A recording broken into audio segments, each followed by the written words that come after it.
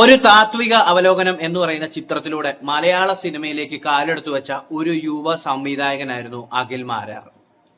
അഖിൽ മാരാർ എന്ന് പറയുന്ന ആ സംവിധായകൻ ചെയ്ത ആദ്യ സിനിമയിൽ ജോജുവിനെ പോലെ നല്ല താരങ്ങൾ ഉണ്ടായിരുന്നു. പക്ഷേ ആ സിനിമ ഒരു പരാജയമായിരുന്നു. പിന്നീട് എന്താണ് സംഭവിച്ചത്? പിന്നീട് വന്ന പല രാഷ്ട്രീയ ചർച്ചകളിലും വർഷങ്ങൾക്ക് ശേഷമാണ് ഈ സിനിമ എവിടെയൊക്കെയോ പരാമർശിക്കപ്പെട്ടു. പക്ഷേ അഖിൽ മാരാർ എന്ന് പറയുന്ന വ്യക്തി അതിനോടകം തന്നെ തന്റെ സിനിമാ ജീവിതം ഏകദേശം അവിടം കൊണ്ട് തന്നെ നിർത്തി. പല സിനിമാ ചർച്ചകളിലും വന്നിട്ടുണ്ടായിരുന്നെങ്കിലും പിന്നീട് അദ്ദേഹത്തിന്റെ സിനിമയിലേക്കുള്ള കാര്യങ്ങളൊന്നും വന്നില്ല. കുറെ നാളുകൾക്ക് ശേഷം, വർഷങ്ങൾക്ക് ശേഷം ഒരു സിനിമയിൽ അഭിനയിച്ചു. പക്ഷെ സിനിമ പരാജയമായി പോയി. അത് പോട്ടെ, ഇതൊന്നും അല്ല സംസാരിക്കുന്നത്. മലയാള സിനിമയിലേക്ക് കാലെടുത്ത് വെച്ച ആ ഒരു സംവിധായകൻ പിന്നീട് അദ്ദേഹത്തിന് നമ്മുടെ എന്താ പറയുക, ബിഗ് ബോസിലേക്ക് കടന്നു വരികയും ബിഗ് ബോസിൽ വിന്നർ ആവുകയും പിന്നീട് അവിടെ നടന്ന കഥകളൊക്കെ നമുക്കറിയാമല്ലോ. ഒരു ബിഗ് ബോസ് വിന്നറിന് പിന്നീട് കിട്ടുന്ന സ്വീകാര്യത എന്നതാണെന്നൊക്കെയുള്ളത് നമുക്കറിയാം. പക്ഷേ ആ ഒരു സ്വീകാര്യതയും പിന്നീട് കിട്ടിയ വരുമാനവും എല്ലാം കൊണ്ടും നല്ല ആഡംബര ജീവിതം തന്നെയാണ് അദ്ദേഹം നയിച്ചത്. ആഡംബര ജീവിതം നയിച്ചത് ഒരു തെറ്റാണോ? അല്ല, ആഡംബര ജീവിതം നയിച്ചോട്ടെ, അത് ഓരോ ആളുകളുടെയും ഇഷ്ടത്തിനനുസരിച്ചുള്ള കാര്യങ്ങളാണല്ലോ. അപ്പോൾ അദ്ദേഹം അത് ചെയ്തു. മാത്രമല്ല അദ്ദേഹത്തിന് നല്ല ഒരു പ്രൊജക്ഷൻ കിട്ടി, ആളുകളുടെ ഇടയിൽ നല്ല സ്വീകാര്യത ഉണ്ടായിരുന്നു. അദ്ദേഹത്തിന്റെ സംസാരത്തിലുള്ള നിലപാടുകളൊക്കെ ഒരു പരിധിവരെ ആളുകൾ സ്വീകരിക്കുകയും എന്നാൽ വിമർശിക്കപ്പെടുകയും ചെയ്തു. പല വിഷയങ്ങളിലും അദ്ദേഹം സംസാരിക്കുമായിരുന്നു. സോഷ്യൽ മീഡിയ വഴിയൊക്കെ വന്ന് സംസാരവും കാര്യങ്ങളും എല്ലാം ഉണ്ടായിരുന്നു. പക്ഷേ പിന്നീട് ഒരു രാഷ്ട്രീയ പ്രവേശനം എന്നൊരു നിലയിലേക്ക് കാര്യങ്ങൾ കടന്നു വന്നപ്പോൾ എവിടെ നിൽക്കും? പല സമയത്തും അദ്ദേഹം ഒരു കോൺഗ്രസ്സുകാരനാവുമെന്ന് ചിന്തിച്ചിട്ടുണ്ട്. എപ്പോഴൊക്കെയോ പറഞ്ഞിട്ടുണ്ട് അദ്ദേഹത്തിന്റെ ഫാദർ കോൺഗ്രസ്സുകാരനായിരുന്നെന്നോ മറ്റുമൊക്കെ പറഞ്ഞു കേട്ടിട്ടുണ്ട്. അപ്പോൾ ആ ഒരു പാത പിന്തുടരും എന്നൊക്കെ വെച്ചാണ് ഇരുന്നത്. പക്ഷേ പിന്നീട് എന്താണ് സംഭവിച്ചത്? അദ്ദേഹം അവിടെ നിന്ന് മാറി BJP 2020 മത്സരിക്കാൻ വന്നു. അതായത് സാബു ജേക്കബിനെയൊക്കെ അറിയാലോ, നമ്മുടെ കിറ്റക്സിന്റെ മേധാവി. അപ്പൊ എന്തായാലും 2020 വന്നതും BJPയുടെ ആ ഒരു ഇതിലാണല്ലോ. അദ്ദേഹത്തിന്റെ പ്രചരണങ്ങളും കാര്യങ്ങളും എല്ലാം പിന്നീട് വളരെ ചർച്ചയായിരുന്നു. അപ്പോൾ തീപാറുന്ന പ്രചരണം പരിപാടികൾ, അങ്ങനെ ആ ഒരു സൈഡിലേക്ക് രാഷ്ട്രീയം മാറി പ്രവേശിച്ചപ്പോൾ ഇഷ്ടംപോലെ വിമർശനങ്ങൾ അതായത് പുള്ളിയുടെ ഒരു ഫാൻ ഫോളോയിങ്സ് ഉണ്ടായിരുന്നു. അതൊക്കെ അങ്ങോട്ട് പതുക്കെ ഇടിയാൻ തുടങ്ങി. അപ്പോഴൊന്നും സമ്മതിക്കത്തില്ല. പിന്നീട് രാഷ്ട്രീയ പ്രവർത്തനം അങ്ങ് തുടങ്ങി. പിന്നെ സംഭവിച്ചത് എന്താണ്? എലക്ഷന് കയറി നിന്നിട്ട് 8 നിലയിൽ അങ്ങ് പൊട്ടി. ആ പൊട്ടലോടുകൂടി പിന്നെ സംഭവിച്ചത് തന്നെയാണ്, കയ്യിലുണ്ടായിരുന്ന സാമ്പത്തികമായ കാര്യങ്ങൾ പോയി, വരുമാനം കുറഞ്ഞു. അങ്ങനെയുള്ള കാര്യമുണ്ട്. ഒരു എലക്ഷൻ എന്ന് പറയുമ്പോൾ കയ്യിൽ നിന്നും കാശ് പോകുമല്ലോ. അപ്പോൾ എന്തായാലും ഇതെല്ലാം കഴിഞ്ഞിട്ടാണ് അദ്ദേഹം വീണ്ടും വാർത്താ തരംഗത്തിലേക്ക് വീണ്ടും വരുന്നത്. അതായത് സാബു, കിറ്റക്സിന്റെ MD സാബു ജേക്കബ് ഈ പറഞ്ഞതുപോലെ ചതിച്ചു, ഇന്നടുത്ത് സീറ്റ് തരാം എന്ന് പറഞ്ഞ് ചതിച്ചു, ആ പാർട്ടിയിലേക്ക് വിളിച്ചു വരുത്തിയിട്ട് നാണം കെടുത്തി എന്നൊക്കെ പറഞ്ഞിട്ടുള്ള കുറെ കാര്യങ്ങളും, ധനനഷ്ടം, മാനഹാനി തുടങ്ങിയ കാര്യങ്ങളെക്കുറിച്ചുള്ള ചർച്ചകളും അദ്ദേഹം പറഞ്ഞു. പക്ഷേ അതിന് എതിരായിട്ട് സാബു ജേക്കബിന്റെ ഭാഗ ഓഡിയോയും കുറെ തെളിവുകളും വന്നു. അഖിൽ മാരാർ പറഞ്ഞ ഓരോ വാക്കുകളും പൊളിയാൻ തുടങ്ങി. അപ്പൊ താൻ പറയുന്ന നിലപാടുകൾക്ക് ഒരു നിലയില്ലാ കയത്തിലേക്ക് മുങ്ങിപ്പോകുന്ന ഒരു അവസ്ഥയിലേക്ക് സാഹചര്യങ്ങൾ വന്നു കഴിഞ്ഞപ്പോൾ അദ്ദേഹം തിരിച്ചു പറയാൻ തുടങ്ങി. അപ്പോൾ അവിടെയും ഇവിടെയും വാഗ്വാദങ്ങൾ. പക്ഷേ അഖിൽ മാരാർ പറയുന്ന കാര്യങ്ങളൊന്നും അങ്ങോട്ട് സമർത്ഥിക്കാൻ കഴിയുന്നില്ല. എല്ലാം നമ്മുടെ ഈ സോഷ്യൽ മീഡിയയും അല്ലാത്ത എല്ലാ ഇതും പൊളിച്ചടുക്കുകയാണ്. പക്ഷേ ഒരു കാര്യമുള്ളത് എന്നാന്ന് വെച്ച് കഴിഞ്ഞാൽ, അഖിൽ മാരാറെ പോലെയുള്ളൊരു മനുഷ്യൻ ഉണ്ടാക്കിയെടുത്ത ഒരു ഫെയിം ശരിക്കും പറഞ്ഞാൽ ഒരു സമയം കഴിഞ്ഞപ്പോൾ ഒന്ന് ഇടിഞ്ഞു. കാരണം ഇനിയും ഇപ്പോൾ ബിഗ് ബോസ് വരുന്നു, അടുത്ത ബിഗ് ബോസ് സീസൺ വരുന്നു, അവിടെ അധികം പുതിയ വിന്നർ ഉണ്ടാകുന്നു. പിന്നെ ആളുകൾ അന്നേരത്തെ ട്രെൻഡിനനുസരിച്ച് പുറകെ പോകുമ്പം ഇദ്ദേഹത്തിന്റെ ആ ഒരു വാല്യൂ ഇടിയും. പക്ഷെ ഇപ്പോഴും അദ്ദേഹത്തിന് ഒരു സാധ്യതയുള്ളത് എന്നാന്ന് വെച്ച് കഴിഞ്ഞാൽ, സാധ്യത എൻ്റെ മനസ്സിൽ കാണുന്ന ഈ രാഷ്ട്രീയ കളിക്കൊക്കെ നിൽക്കാതെ അദ്ദേഹത്തിന് ആദ്യം പയറ്റി വന്ന സിനിമ, ആ സിനിമ പരാജയമെങ്കിലും വീണ്ടും അദ്ദേഹത്തിന് ശ്രമിക്കാം. അദ്ദേഹത്തിന്റെ കോണ്ടാക്ട്സ് വെച്ച് വീണ്ടും അദ്ദേഹത്തിന് ഒരു സിനിമ ശ്രമിക്കാം, ഒരു സിനിമ വിജയിപ്പിക്കാം.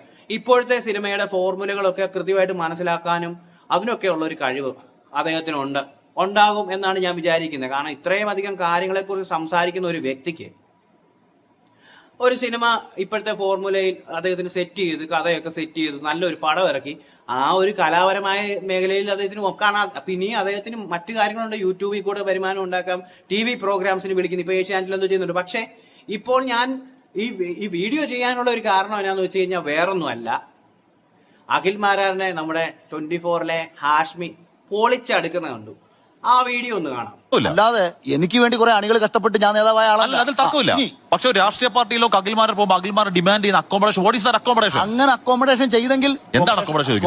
പൈസ, ഞാൻ പറഞ്ഞ എന്റെ ഹാഷ്മി, ഞാൻ ഒന്നെങ്കിലും ഒന്ന് പറഞ്ഞോട്ടെ. ഞാൻ അത് പറഞ്ഞത് എന്താ നിങ്ങൾ കേട്ടിട്ട് പോലും നിങ്ങൾ മനസ്സിലാവുന്ന വെച്ചാൽ എന്ത് ചെയ്യാൻ പറ്റും? സാധാരണ ഒരാൾ വരുന്നത് പല അക്കോമഡേഷനും ചോദിച്ചിട്ടാ. ഞാനതൊന്നും ചോദിച്ചില്ല എന്ന് മാത്രമല്ല, ഒരു സീറ്റ് ചോദിച്ചത് തന്നില്ല. തെരഞ്ഞെടുപ്പിന് ശേഷം 2020 ഞാനത് ചോദിച്ചില്ല എന്നോ അകലെ എവിടെയും പറയുന്നില്ല. ഞാനത് ആ പാർട്ടിയുടെ സംസ്ഥാന വൈസ് പ്രസിഡന്റിനോട് ഇത് ഞാൻ സാധാരണഗതിയിൽ വരുന്നവർക്ക് അക്കോമഡേഷൻ കൊടുക്കാറുണ്ട്. അഖിൽ അക്കോമഡേഷൻ കിട്ടിയില്ല. രണ്ടാമത്തെ ക്ലിപ്പിൽ എന്താണ് അതായത് 2020 വരുന്നതോട് അഖിലിന്റെ സകലമാന വരുമാനങ്ങൾ നഷ്ടമാകുന്നു, അഖിലിന്റെ നിലനിൽ പ്രശ്നമാകുന്നു. രണ്ടാമത് പറയുന്നതാണ് നമ്മൾ ബോർഡ് കോർപ്പറേറ്റ് ചോദിച്ചു വാങ്ങണം. അത് സാബുജേക്കനോട് ചോദിക്കുന്നതല്ല, അത് അഖിലിനോട് ചോദിക്കുന്ന. ആരെ പറ്റിക്കുക? നമ്മളെന്ന് പറഞ്ഞാൽ എനിക്കെന്നങ്ങ് പറഞ്ഞാൽ പോരെ? ഞാൻ ചോദിക്കട്ടെ, 24 ഒരു പർട്ടിക്കുലർ കാര്യത്തിന് അവകാശപ്പെടുന്നതിന് ഹാഷ്മിക്ക് നമ്മളെന്ന് ഉപയോഗിക്കാം. ഹാഷ്മിക്ക് വേണ്ടി ഹാഷ്മി നമ്മളെന്ന് ഉപയോഗിക്കാം. അഖിൽമാരാർ ഫസ്റ്റ് ക്ലിപ്പിൽ പറയുന്നത് അഖിലിന് കിട്ടാതെ പോയ സാമ്പത്തിക പ്രശ്നങ്ങളും വരുമാന നഷ്ടവും. രണ്ടാമത്തെ ക്ലിപ്പിൽ നമുക്ക് ഈ പറയുന്ന ബോർഡ് വാങ്ങിച്ചു വേണ്ടിയാ, സാബുജേക്കന് വേണ്ടിയല്ല, അഖിലിന് വേണ്ടിയാ. ഞാൻ പറഞ്ഞോട്ടെ, പറ്റിക്കാൻ പറ്റുമോ എല്ലാ കാലവും? ഞാൻ സാബുജേക്കബ്, അതായത് അദ്ദേഹം അവിടെ സമർത്ഥിക്കുന്ന ഓരോ കാര്യങ്ങളും ഹാഷ്മി ടച്ചുടച്ച് കളയുകയാണ്. അതായത് പറയുന്ന ഒരു വാക്ക് പോലും നമുക്കൊന്ന് മുന്നോട്ടേക്ക് വണ്ടി ഒന്ന് സ്റ്റാർട്ട് ചെയ്ത് മുന്നോട്ട് ഓടിക്കാൻ തുടങ്ങുമ്പോൾ തന്നെ കുഴി ഉണ്ടാക്കി വെട്ടി വീഴിക്കുന്ന ഒരു അവസ്ഥയാണ്. ഇതിനൊക്കെ ഒരു കാരണം എന്നാന്ന് വെച്ച് കഴിഞ്ഞാൽ ഇദ്ദേഹം തന്നെ പറഞ്ഞിരിക്കുന്ന പല സ്റ്റേറ്റ്മെന്റുകളും, പിന്നെ ഇദ്ദേഹം സോഷ്യൽ മീഡിയയിൽ പറഞ്ഞ കാര്യങ്ങളും എല്ലാം ഈ വസ്തുതകൾ അങ്ങോട്ട് കൃത്യമായിട്ട് എന്താ പറയുന്നത്, നേരെ ആ പറയുന്നതൊന്നും കൃത്യം ശരിയാണെന്നുള്ള രീതിയിൽ സമർത്ഥിക്കാൻ പറ്റുന്നില്ല. ഒട്ടിച്ച് മടക്കി കൊടുക്കുകയാണ്. ശരിക്കും ഈ ചാനലിൽ ഇപ്പോൾ അദ്ദേഹം വന്നിരിക്കേണ്ട ഒരു അവസ്ഥ എന്തായിരുന്നു? എന്തിനാണ് അദ്ദേഹം ഇപ്പോൾ ഈ 24ന്റെ ഈ ജനകീയ കോടതി എന്ന് പറയുന്ന പരിപാടിയിലേക്ക് വന്നു കയറിയത്? അതായത് ഈ സിംഹത്തിന്റെ കൂട്ടിലേക്ക് കൊണ്ട് തല വെച്ച് കൊടുക്കുന്ന ഒരു അവസ്ഥയായി പോയോ? എന്താണെങ്കിലും ആ ഒരു സെഷൻ കണ്ടപ്പോൾ എനിക്ക് തോന്നിയതാണ്, എന്തിനാണ് ഇപ്പോൾ ഇങ്ങനെ ഒരു കാര്യം? എന്തായാലും ഇലക്ഷൻ കഴിഞ്ഞു, ഇലക്ഷനെ തോറ്റു. പിന്നെ എന്തെങ്കിലും കാര്യങ്ങൾ ഉണ്ടായിട്ടുണ്ടോ? സാമ്പത്തികപരമായ നഷ്ടം ഉണ്ടായിട്ടുണ്ടോ? കാര്യങ്ങൾ അഖിലിനെ അറിയത്തുള്ളൂ അതിനകത്തെ കാര്യങ്ങളെ. പക്ഷേ അദ്ദേഹം മറ്റൊരാള് അദ്ദേഹത്തിന്റെ ആ 2020 ആയിട്ട് ബന്ധപ്പെട്ടിരിക്കുന്ന സാബു ജേക്കബിനെ ഒക്കെ ഈ പറയുന്ന പോലെ ഈ വിമർശിക്കാനും അദ്ദേഹം ഒരു ചതിച്ചു എന്നൊക്കെ പറഞ്ഞു വരുമ്പോഴത്തേക്കും തിരിച്ചും അതിനുള്ള മറുപടിയായിട്ട് ഇദ്ദേഹം അയച്ച പഴയ വാട്സാപ്പ് മെസ്സേജുകളും ഇതായത് ഇതിൻ്റെ അകത്ത് ഒരു പ്രധാനപ്പെട്ട കാര്യം എന്ന് വെച്ചാൽ നമ്മൾ സംസാരിക്കുന്ന പല കാര്യങ്ങളും, നമ്മൾ വാട്സാപ്പിൽ അയക്കുന്ന വോയിസ് മെസ്സേജുകൾ പോലും ഇതെല്ലാം തിരിഞ്ഞു വന്ന് അടിക്കുമല്ലേ? നമ്മൾ പറഞ്ഞ ഓരോ വാക്കും നമുക്ക് തിരിച്ചെടുക്കാൻ പറ്റുമോ? അതാണ് അവിടെ പറ്റുന്നത്. ഈ അഖിൽമാരെ പോലെയുള്ള ഒരു വ്യക്തി അദ്ദേഹത്തിന്റെ അദ്ദേഹം സംസാരിക്കുന്ന കാര്യങ്ങളൊക്കെ നമുക്കൊരു അദ്ദേഹം സംസാരിക്കുമ്പോൾ കേട്ടിരിക്കാൻ തോന്നുന്നു. കാരണം എന്തോ കാര്യമായിട്ട് പറയുന്നുണ്ടെന്നുള്ളൊരു തോന്നലുണ്ട്. അങ്ങനെ ഒരു തോന്നലുണ്ടായിരുന്നു. അദ്ദേഹത്തിന്റെ വീഡിയോസ് കാണുമായിരുന്നു, അദ്ദേഹം പറയുന്ന കാര്യങ്ങളെ കുറിച്ച് ശ്രദ്ധിക്കുമായിരുന്നു. പക്ഷേ ഇപ്പോഴും ഇനിയും ശ്രദ്ധിക്കും. പക്ഷേ നമ്മൾ അന്ന് അദ്ദേഹം സമർത്ഥിച്ചിരുന്ന കുറെ കാര്യങ്ങളുണ്ട്. പിന്നീട് അത് ഒരു പാർട്ടിക്ക് വേണ്ടി മത്സരിച്ച് പരാജിതനാവുന്നു, പിന്നെ ആ പാർട്ടി കുറ്റം പറയുന്നു.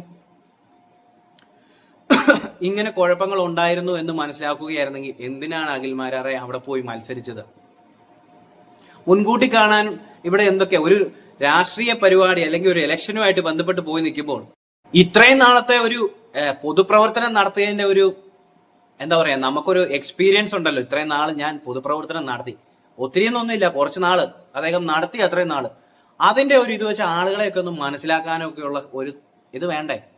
ഒരു വീഡിയോയ്ക്ക് അദ്ദേഹം പറയുന്നുണ്ട് ഞാൻ പൊട്ടനാണോ എന്ന് ചോദിക്കുന്നുണ്ട്. ചുമ്മാ ഒന്ന് കാണിക്കാവേ. ഞാൻ എന്ത് പൊട്ടനാണെന്നാണോ നിങ്ങളുടെ വിചാരം? തൃപ്പൂണിത്തുറ സീറ്റിന്റെ കാര്യം ഞാൻ RSS നേതാക്കന്മാരെ കാണാൻ പോയ ദിവസം, ഞാൻ അവിടെ കാണാൻ പോകുന്ന അറിഞ്ഞ ദിവസം ഇങ്ങനെ അവിടെ ഓടിപ്പിടിച്ചു വന്നു. എന്റെ അപ്പുറത്ത് പുള്ളി വന്നിരിക്കുകയാണ്. അവിടെ ഇരുന്ന് അതായത് വേറൊന്നുമില്ല, എല്ലാം മനസ്സിലാക്കാനുള്ള കഴിവും കാര്യങ്ങളൊക്കെ ഉണ്ടെന്നാണ് അദ്ദേഹം സമർത്ഥിക്കുന്നത്. പക്ഷെ ഒരു കാര്യമുണ്ട്, എന്താണ് ഈ തോറ്റു കഴിഞ്ഞാൽ പിന്നെ നമ്മൾ പോയ അതിനെക്കുറിച്ച് സംസാരിച്ചിട്ട് കാര്യമുണ്ടോ? സാമ്പത്തിക നഷ്ടം ഉണ്ടായിട്ടുണ്ടെങ്കിൽ നിങ്ങൾ എവിടെ നിന്ന് തുടങ്ങിയോ അവിടെ നിന്ന് വീണ്ടും എവിടെ നിന്നാണോ തുടങ്ങിയത് വീണ്ടും തിരിച്ച് അവിടേക്ക് പോവുക, വീണ്ടും അവിടെ നിന്ന് വീണ്ടും ഒന്നുകൂടെ തുടങ്ങുക. വലിയ പ്രായം ഒന്നും ആയിട്ടൊന്നും ഇല്ല, വീണ്ടും ഒന്നുകൂടെ ഒന്ന് ബുദ്ധിപരമായിട്ട് ചിന്തിച്ചു കഴിഞ്ഞാൽ നമ്മൾ മിണ്ടാതിരിക്കേണ്ട സ്ഥലത്ത് മിണ്ടാതിരിക്കുക. അതായത് നമ്മൾ ചില സാഹചര്യങ്ങളിൽ നമുക്ക് എന്തെങ്കിലും അക്കിടി പറ്റിയെന്ന് മനസ്സിലാക്കി കഴിഞ്ഞാൽ അധികം പിന്നെ സംസാരിച്ച് കുളവാക്കാതെ മാറി നിന്ന് സൈലന്റ് ആയിട്ടിരിക്കുക. വീണ്ടും വിമർശനങ്ങൾ ഇഷ്ടം പോലെ വരും, പക്ഷേ എങ്കിലും കുറച്ച് നാളത്തെ ഒരു സൈലൻസിന് ശേഷം നന്നായിട്ട് ഒന്നുകൂടെ ആലോചിച്ചും നമ്മുടെ എന്താ പറയാ നമ്മൾ വർക്ക് ചെയ്യേണ്ട മേഖലയിൽ നമ്മൾക്ക് എവിടെയാണ് പാഴ്ചകൾ പറ്റിയെന്ന് മനസ്സിലാക്കി ഇനി പാടാതെ തിരിച്ചു വരാനായിട്ടുള്ള കരുക്കൾ നീക്കുകയാണ് ചെയ്യേണ്ടത്. പകരം എന്താണ് ചെയ്തത്, ഈ നമ്മൾ ആവശ്യമില്ലാത്തടത്ത് വീണ്ടും അല്ലെങ്കിൽ ഒരിടത്ത് പാളിപ്പോയെടുത്ത് വീണ്ടും അവനാ ഇതിനെല്ലാം കുഴപ്പക്കാരൻ, കൂടെ നിൽക്കുന്നവനാ കുഴപ്പക്കാരൻ എന്ന് പറഞ്ഞ് വീണ്ടും കുറ്റപ്പെടുത്താൻ വന്ന അവരുടെ കയ്യിലെല്ലാം ഡിജിറ്റലായിട്ടുള്ള തെളിവുകളും കാര്യങ്ങളും എല്ലാം ഉണ്ടാവും. ഇദ്ദേഹം സംസാരിച്ച കാര്യങ്ങൾ, ഇദ്ദേഹം ശേഖരിക്കുന്ന ഡിജിറ്റൽ തെളിവുകൾ പോലെ തന്നെ ഓപ്പോസിറ്റ് നിൽക്കുന്നവർ ചെയ്യും. കാരണം കാലം ഇപ്പോൾ ഇതാണ്. ഈ കാലഘട്ടത്തിൽ നമ്മൾ ശേഖരിച്ചു വെച്ചിരിക്കുന്ന ഓരോ തെളിവുകൾ പോലെ തന്നെ നമ്മൾ സംസാരിച്ച ഓരോ കാര്യങ്ങളും നമ്മുടെ എതിർ സൈഡിൽ നിൽക്കുന്നവരും സൂക്ഷിച്ചു വെക്കും. എന്തെങ്കിലും ഒരിക്കൽ തെറ്റിക്കഴിഞ്ഞാൽ എല്ലാം കൂടെ ഇട്ട് പൊട്ടിക്കാൻ വേണ്ടിയിട്ട് അങ്ങനെ ഒരു പൊട്ടലാണ് ഇപ്പോൾ സംഭവിച്ചിരിക്കുന്നത്. ഒരു വീഡിയോയും കൂടെ കാണാം. കുറച്ചും കൂടെ ഹാഷ്മി ഇട്ട് പൊരിച്ചു കളയുകയാണ്.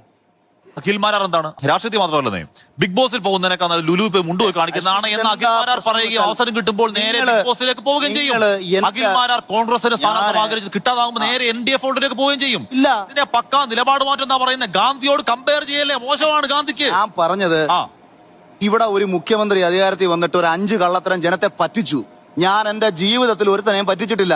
ഞാൻ ബിഗ് ബോസിൽ പോയാലും പോയില്ലെങ്കിലും അത് എന്നെയും എന്റെ കുടുംബത്തെ മാത്രം ബാധിക്കുന്ന കാര്യമാണ്. ഞാൻ കോൺഗ്രസ്സുകാരുടെ പുറകെ ഒന്നും എനിക്ക് സീറ്റിന് വേണം നടന്നിട്ടില്ല. ഞാൻ മുഖ്യമന്ത്രിക്കെതിരെ പറഞ്ഞപ്പോൾ മുഖ്യമന്ത്രിക്കുമായി അനുകൂലമായി എനിക്ക് ഒരുപാട് ആൾക്കാരുടെ ഇഷ്ടം വന്നപ്പോ കോൺഗ്രസ് അത് മുതലാക്കാൻ ശ്രമിച്ചതാണ്. ഞാൻ ഒരിക്കൽ എന്നെ തള്ളിപ്പറഞ്ഞ പ്രസ്ഥാനം ഇതേ കൊടുക്കുന്നത് സുരേഷ് 50,000 രൂപ വെച്ച് തന്നെ 3 പരിപാടിക്ക് വിളിച്ചിട്ടുണ്ട്. ഞാൻ ഒരു പരിപാടിക്കും ഫ്രീ ആയിട്ടും പോയിട്ടില്ല. എല്ലാ പരിപാടിക്കും പറഞ്ഞ പൈസ നൽകി ഇവർ എന്നെ വിളിച്ച് എന്തിനാ? ഇവർക്ക് വേണ്ടിയിട്ടാ, എനിക്ക് വേണ്ടിയിട്ടല്ല. എന്റെ ഒപ്പം അന്ന് ജനങ്ങളുണ്ടെന്നും എന്റെ അഭിപ്രായങ്ങൾ ശരിയാണെന്ന് ജനത്തിന് ബോധ്യം ഉണ്ടായതുകൊണ്ടും ആ ജനങ്ങളെ ഞങ്ങൾക്ക് വേണമെന്ന് കരുതി കോൺഗ്രസ് പല വേദികളിലും വിളിച്ചു.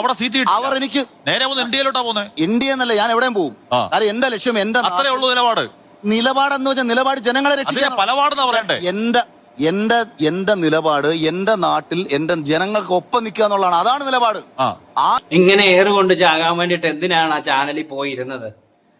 ചാനലിന് നല്ല റേറ്റിംഗ് കിട്ടും. കാരണം അഖിൽ മാരാർ വന്നിരിക്കുക, അവിടെ ഹാഷ്മി വന്ന് മറ്റേ ചോദ്യങ്ങൾ ചോദിക്കുക, കാണാൻ ഇഷ്ടം പോലെ പ്രേക്ഷകരുണ്ടാവും. പക്ഷെ ഇവിടെ എല്ലാം സംഭവിക്കുന്നത് എന്താണ്? അഖിൽ മാരാർ എന്ന് പറയുന്ന വ്യക്തി അദ്ദേഹം ഉണ്ടാക്കിയെടുത്തിരിക്കുന്ന ഒരു ക്രെഡിബിലിറ്റി ഉണ്ട്. അത് ഒന്ന് താഴോട്ട് പോവുകയല്ലേ? ആളുകളുടെ മനസ്സിൽ നിങ്ങളെക്കുറിച്ച് നെഗറ്റിവിറ്റി അല്ലേ ഉണ്ടായിക്കൊണ്ടിരിക്കുന്നത്? ഈ സമയത്ത് വെച്ച് തല വെച്ച് കൊടുക്കേണ്ട കാര്യം. ഇനി ചാനലിന്റെ ഭാഗത്തു നിന്ന് എന്തെങ്കിലും, നിങ്ങൾ നേരത്തെ വീഡിയോയിലൊക്കെ പറയുന്നുണ്ട്, നിങ്ങളെ വിളിക്കുന്ന പരിപാടികളിലെല്ലാം, അതായത് ഈ അഖിൽ മാരാറിനെ വിളിക്കുന്ന പരിപാടികളിലെല്ലാം അദ്ദേഹത്തിന് സാലറി ഉണ്ട്, അദ്ദേഹം സാലറി മേടിച്ചു വന്നിരിക്കുന്നത്. അപ്പൊ കിട്ടിക്കാണും, ഇവിടെയും കിട്ടിക്കാണും. നല്ലപോലെ വാങ്ങിച്ചുകൊണ്ട് പൊക്കോണം. കാരണം വാങ്ങിച്ചിട്ടുണ്ടാകും. കാരണം ഇത്രയധികം ഒരു മനുഷ്യനെ അവിടെ നമ്മൾ ഈ പറയത്തില്ലേ, കെട്ടിയിട്ടിട്ട് ചാട്ടയ്ക്ക് അടിക്കാന്ന് പറയത്തില്ലേ, എന്ന് പറയുന്ന ഒരു അവസ്ഥയായി. ഇപ്പൊ നിന്ന് മേടിക്കുക മടമടാന്ന് പറയുന്ന കാര്യങ്ങൾക്കൊക്കെ ഈ പറയുന്ന പോലെ ഒന്നും അദ്ദേഹത്തിന് സമർത്ഥിക്കാൻ പറ്റാത്ത രീതിയിൽ പൂട്ടുകയാണ്. അതും പ്രത്യേകിച്ച് ഹാഷ്മിയെ പോലുള്ള ഒരു വ്യക്തി. ഹാഷ്മിയെ പോലൊരു വ്യക്തി എന്ന് പറയുമ്പോൾ അദ്ദേഹം ഈ ഒരു വാർത്തയെക്കുറിച്ചൊക്കെ എന്താ പറയാ, അതിന്റെ ഉപ്പ് തൊട്ട് കർപ്പൂരം വരെ എന്നാ പറയുന്നത്, നമ്മൾ തപ്പിത്തടഞ്ഞ് ഓരോ അരിമണിയും തരിമണിയും എല്ലാം പെറുക്കി മനസ്സിലാക്കി എടുക്കുന്ന ഒരു മനുഷ്യനാണ്. എന്ന് പറഞ്ഞാൽ അദ്ദേഹത്തിന് തെറ്റ് പറ്റാതിരിക്കത്തില്ല എങ്കിലും ഒരുമാതിരി കാര്യങ്ങൾ പഠിച്ചതിന് ശേഷം സംസാരിക്കുന്ന ഒരു മനുഷ്യനാണ്. പ്രത്യേകിച്ച് അഖിൽ മാരാറെ പോലുള്ള ഒരു വ്യക്തി ഇങ്ങനെ വന്നിരുന്ന് സംസാരിക്കുമ്പം അദ്ദേഹത്തിനെതിരെ പ്രയോഗിക്കാനുള്ള എല്ലാ ആയുധങ്ങളും ഹാഷ്മിയുടെ പക്കലുണ്ട്. അങ്ങനെ പറ്റിപ്പോയതാ. എന്തായാലും ഫൈനലി ഞാൻ കൺക്ലൂഡ് ചെയ്യുകയാണ് വീഡിയോ. അഖിൽ മാരാർ എന്ന് പറയുന്ന വ്യക്തി ഉറപ്പായിട്ടും അദ്ദേഹത്തിന് ഇനി ഈ രാഷ്ട്രീയ ഇതിലേക്ക് വരാതെ പൊതുപ്രവർത്തനം നടത്താം. പൊതുപ്രവർത്തനം ആർക്കും നടത്താം.